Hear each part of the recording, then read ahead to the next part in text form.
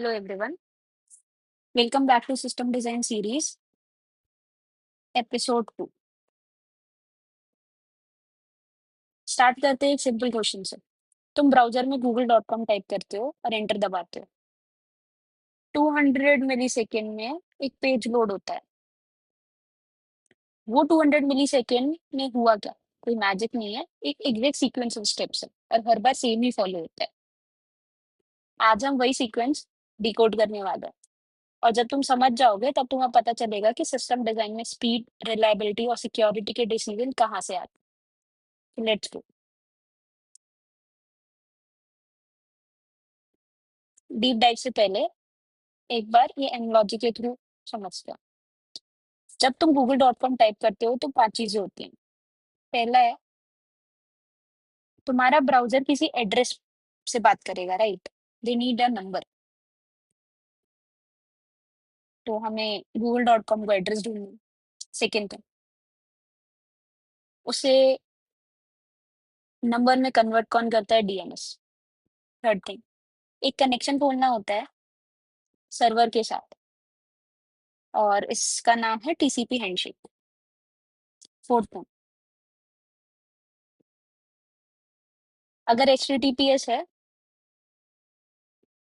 तो encryption setup करना ज़रूरी है ताकि कोई और रीड ना कर सके। फिफ्थ थिंग, ब्राउज़र रिक्वेस्ट भेजता है और सर्वर रिस्पॉन्स देता है। उस पूरे पार्ट को हम कहते हैं HTTP. HTTP is hyper text transfer protocol.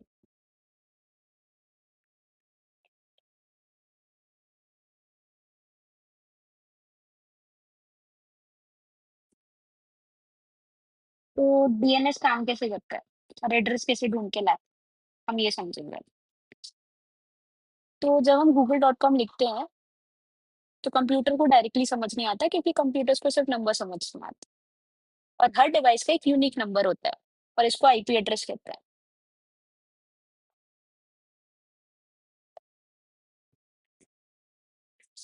जैसे तुम्हारे घर का कुछ एड्रेस होगा, ऐसे ही गूगल के सर्वर का एक पर्टिकुलर एड्रेस है। बस। तो प्रॉब्लम क्या है? प्रॉब्लम ये है कि हम इस एड्रेस को याद नहीं रख सकते, इसलिए हम google.com यूज करते हैं, एक नाम जो याद रखने में आसान है।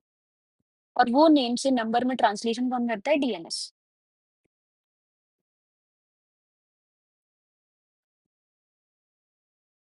तुम्हारे फोन में तुम्हारी मॉम का नंबर सेव होगा उनके नेम से, राइट?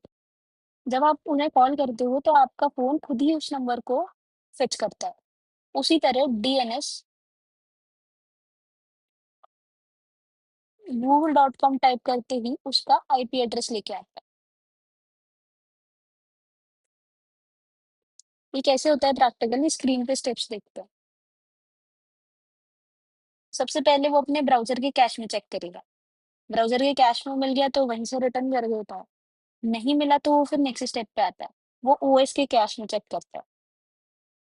ओएस के कैश में भी नहीं मिला तो वो फिर डीएनएस रिजॉल्वर पे आता है जो कि आपके आईपीएस इंटरनेट प्रोवाइडर सर्विस के पास जाता है।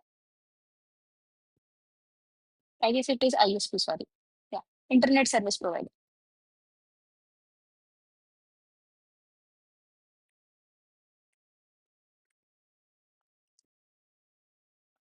वहां पे भी अगर इसे कुछ डेटा नहीं मिला तो ये पहले रूट सर्वर के पास जाता है। रूट सर्वर से ये देखता है कि डॉट कॉम की डोमेन कौन हैंडल करता है। वहां से आपको एक टीएलडी के बारे में इंफो मिलती है। टीएलडी आपको बताता है कि डॉट कॉम के एड्रेसेस मेरे पास है, पर आपको google.com के लिए उसके ऑथ सर्वर से पूछना पड़ेगा। और फाइनली ये ऑथ सर्वर हमें google.com के कॉरेस्पॉन्डिंग उसका आईपी दे देता है। So final answer auth server के पास होता है इफ इन केस कहीं पे भी कैश के थ्रू वो डेटा हमारे पास अवेलेबल नहीं। और एक बार ये मिलने के बाद चीजें कैश हो जाती हैं तो नेक्स्ट टाइम आप ब्राउजर से जब भी पूछोगे वो डायरेक्टली इसे कैश कर देगा। इस कैश में भी दो चीजें हैं। एक तो डेटा हमेशा कैश रहता है टिल टाइम टू लाइव, तो शॉर्ट टीटीएल का मतलब है सर्वर बदलो तो जल्दी अपडेट हो जाएंगे। बड़ा टीटीएल का मतलब है यूजर को फास्टर रिस्पॉन्स मिलता है। तो दोनों के ट्रेड ऑफ्स हैं और ये इंटरव्यूज में पूछे जाते हैं, तो उसको आप याद रखना। अब हम नेक्स्ट टॉपिक की तरफ आते हैं। अब डीएनएस से आईपी एड्रेस तो दे दिया, नेक्स्ट क्या? अब ब्राउजर उस सर्वर से बात करना चाहता है, लेकिन पहले एक कनेक्शन तो बनाना पड़ेगा।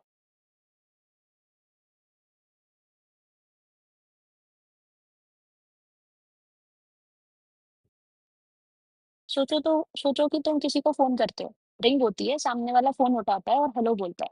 तुम बोलते हो हेलो मैं हूँ, वो बोले हाँ हेलो। अब बात शुरू हो गई। तो टीसीपी हैंडशेक भी सेम ही चीज करता है।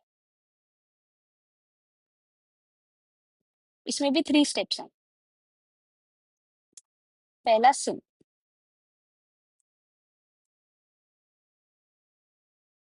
तो your browser says to the server hey I want to connect to you. फिर सर्वर रिप्लाई करता है ठीक है मैं भी रेडी हूँ, मेरी कंफर्मेशन ये रही। फिर ब्राउजर दोबारा कहते हैं सही है। अब हम कनेक्शन को ओपन कर सकते हैं और अब हम बातें स्टार्ट कर सकते हैं। तो कनेक्शन का काम भी हो गया। अब कनेक्शन किसके थ्रू सेटअप हुआ है? TCP handshake.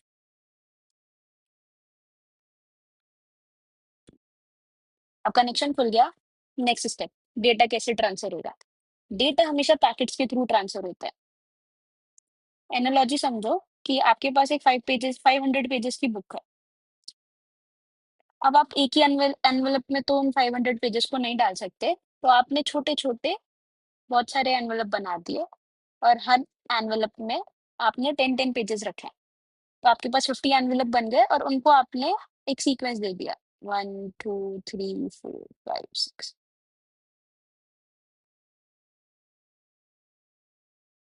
तो 50 एनवेलप्स में जब डालने के बाद आप इसे भेजोगे, तो रिसीवर साइड इसे सही से असेंबल कर लेता है। एंड इफ इन केस कोई भी पैकेज उसे नहीं मिलता, तो वो दोबारा रिक्वेस्ट कर लेगा सेंडर साइड से कि ये वाला पैकेट मिस हो गया, आप दोबारा से सेंड कर दो। एक बार आने के बाद सारा काम रिसीवर साइड पे होता है, वो सब कुछ असेंबल कर लेता है। अब ये सिस्टम डिजाइन में काम आता है। तो हर टीसीपी हैंडशेक टाइम लेता है, इसलिए सिस्टम कनेक्शन पूलिंग करते हैं। एक बार कनेक्शन खुलता है तो उसे बार बार यूज करना होता है। नया हैंडशेक हर बार नहीं बनाना होता। HTTP2 sends multiple requests over one single connection instead of opening a new connection each time. Now the next thing is, पहला हमने डीएनएस से आईपी एड्रेस निकलवा लिया, फिर हमने कनेक्शन को सेटअप किया। थर्ड थिंग, हमने कनेक्शन के ऊपर डेटा को सेंड करना स्टार्ट किया। अब ब्राउजर और सर्वर बात करते हैं। अब वो किस लैंग्वेज में करते हैं जो हमने इनिशियली लिखा था, HTTP। HTTP दो चीजें, रिक्वेस्ट और रिस्पॉन्स।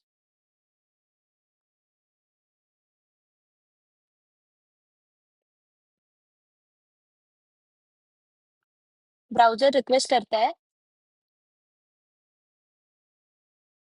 कि मुझे होम का आपका पेज दे दो, give me the home page. Server reply करता है एक स्टेटस कोड के साथ और एक्चुअल कंटेंट। अब इस कंटेंट में HTML CSS जावास्क्रिप्ट जिसके थ्रू भी उसने कोड लिखा है वो पूरा आपको भेज देगा। असेंबल करने की जिम्मेदारी ब्राउजर की साइड की है। तो कुछ ऐसे फेमिलियर स्टेटस कोड हैं जो आपने कभी ना कभी अपने डेवलपमेंट जर्नी में देखे होंगे। जैसे कि 200 ओके रिप्रेजेंट करता है कि सब कुछ सही है। 404 तो बहुत ही बार मिलता है, तो पेज नॉट फाउंड और इट डजंट एग्जिस्ट। 500 है कि सर्वर साइड पे कुछ ना कुछ फॉल्ट है। 401 if you are not authorised. 429 तो बहुत सारी रिक्वेस्ट आ रही है सर्वर साइड पे, तो रेट लिमिटिंग लग जाती है। ये रेट लिमिटिंग के बारे में हम आगे पढ़ेंगे।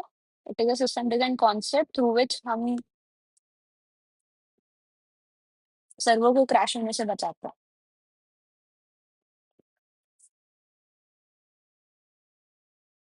अब एच टी टी पी तो आपने समझ लिया। HTTPS एस का मतलब है सिक्योर।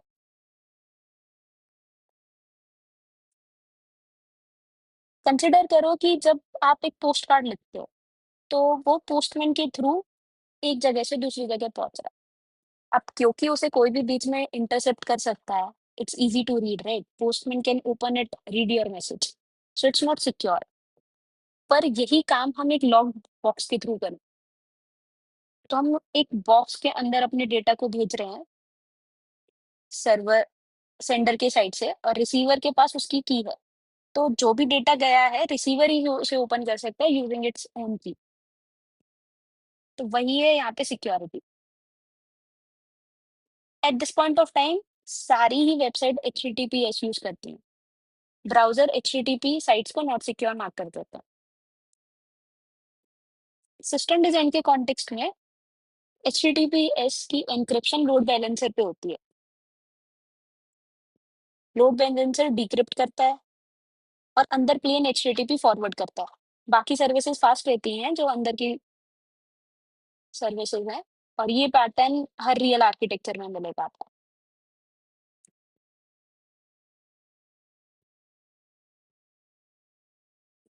तो अब इस सबको एक साथ करते हैं। DNS ने नाम को IP एड्रेस में कन्वर्ट कर दिया। TCP ने कनेक्शन खोल दिया। उसने चेक करा, पूछा था कि I want to start a connection. Server की तरफ से रिस्पॉन्स आया, आई एम आल्सो रेडी। उसने भी एक्नॉलेज कर लिया कि आई एम आल्सो रेडी, तो वी शुड स्टार्ट। फिर हम TLS ने एक एन्क्रिप्शन सेटअप किया, तो कन्वर्सेशन लॉक्ड हो गई। तो हमने यहाँ पे सिक्योरिटी का ध्यान रखा। फिर HTTP रिक्वेस्ट आई है कि मुझे होम पेज दे दो, तो वो अपना होम पेज उसे रिटर्न करता है with all the other thing that the browser require to show it up. So that's all.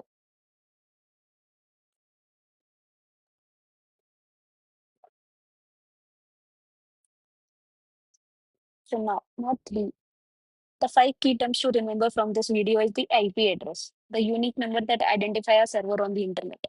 DNS, which translate your domain name into IP addresses. TCP, which guarantee data arrives correctly in an order. HTTP, the language browser and server use to communicate. And HTTPS, HTTP with encryption, always used for user-facing traffic. And here the encryption is done with the help of TLS.